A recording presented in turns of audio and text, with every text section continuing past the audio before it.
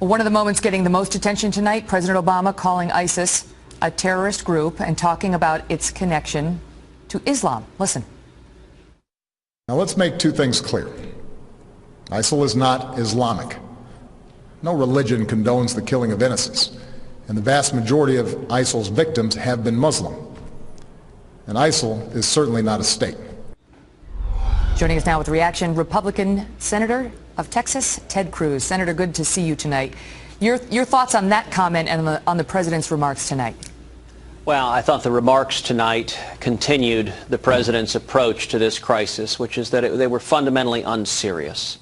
If you look at the first portion of the president's remarks tonight, they were devoted to a defense of the failed Obama-Clinton foreign policy, of the policy that has featured the United States leading from behind, as he put it, and has led to most of the world being on fire.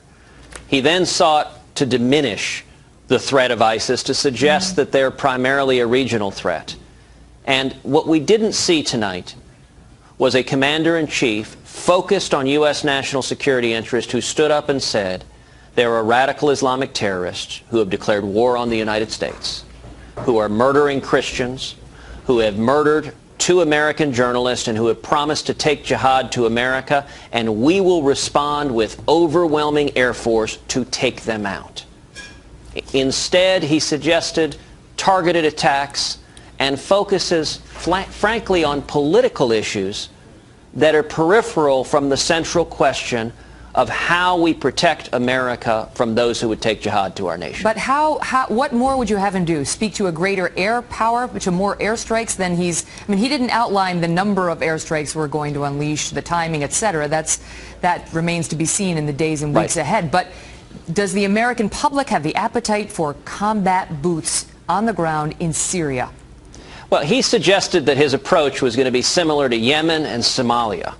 That does not prompt confidence, because in Yemen and Somalia, our approach has been altogether ineffective, and both are hotbeds of terrorism. Our approach has not worked in Yemen and Somalia.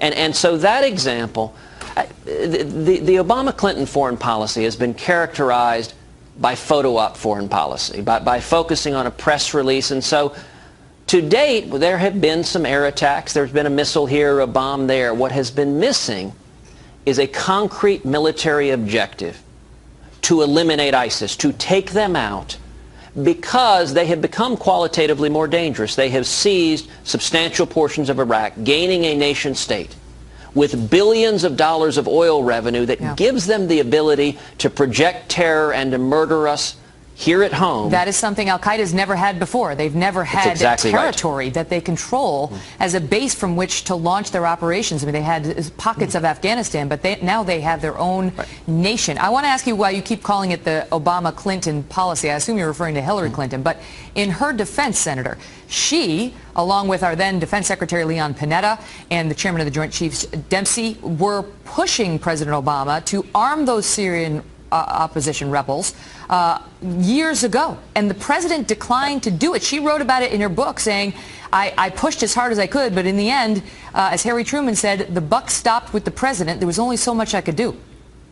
The reason I call it the Obama-Clinton foreign policy is that they are intertwined. She was his Secretary of State. She was in charge with implementing the strategy of, quote, leading from behind, which in effect featured the United States withdrawing from leadership in the world, and it created a vacuum into which these players have stepped.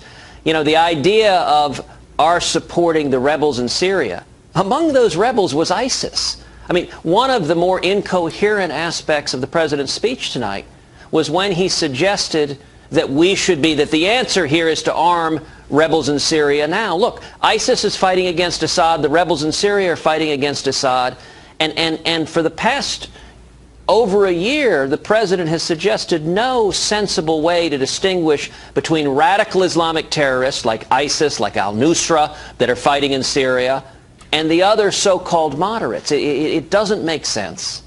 And Megyn, it's reminiscent of another aspect of his speech, where he said that our acting against ISIS effectively is dependent upon political reconciliation in Iraq. Listen, the Sunnis and Shiites, have been engaged in a religious sectarian civil war since 632 AD. But wait, let me interrupt you so we can set the stage for the viewers, because this appears to be the White House's justification for the perceived delay in getting at this, that the president has been thoughtful, he's been deliberative, and what he didn't want to do was make a move militarily before the Iraqi government was shorn up, the leadership replaced, and the government in place so that they could support whatever gains we make, instead of having somebody like Maliki over there who was largely responsible for the deterioration we've seen in the past few years. Listen, I agree that Maliki was an ineffective leader. He was a leader that systematically repressed his people, and some of that he did because America receded from leadership and left him alone to do that. It was because President Obama squandered the gains that so many men and women of the military bled and died to accomplish. But at the end of the day, repeatedly, President Obama and Hillary Clinton and John Kerry focus on peripheral political goals, such as, can we get the Sunnis and Shiites to come together and reconcile? Since the death of Muhammad in 632 AD, they have been battling, and it is... It's a tough charge. Let me ask you this, because the president did make a reference to Congress tonight, saying he doesn't need your approval to do this, but we're stronger if he has it. You know, a few years ago, Senator Bob Menendez, a Democrat of New Jersey, tried to push through a bill that would arm the Syrian opposition. Harry Reid did not allow that to come to the floor for a vote. So the question tonight is, will Congress unite behind the new plan, and do you think they need to? Well, I think the president should come to Congress and ask for authorization. You want a demonstration of presidential hubris, look no further than this speech tonight, where he brazenly declares, I have the authority to wage war regardless of what Congress says. You know, my copy of the Constitution says Congress has the authority to declare war. Now, the president has inherent authority as commander-in-chief to respond to an exigent threat. But President Obama didn't propose any response to an exigent threat. He proposed a multi-year military campaign, and he proposed ignoring Congress other than he would deign to accept congressional approval if Congress gave it. Part of the reason for seeking congressional approval is it forces the president to go in front of Congress and the American people and articulate a clear military objective that furthers U.S. national security interests. The president has failed to do so, and it appears he still doesn't intend to do so. Senator Ted Cruz, thanks for being here, sir.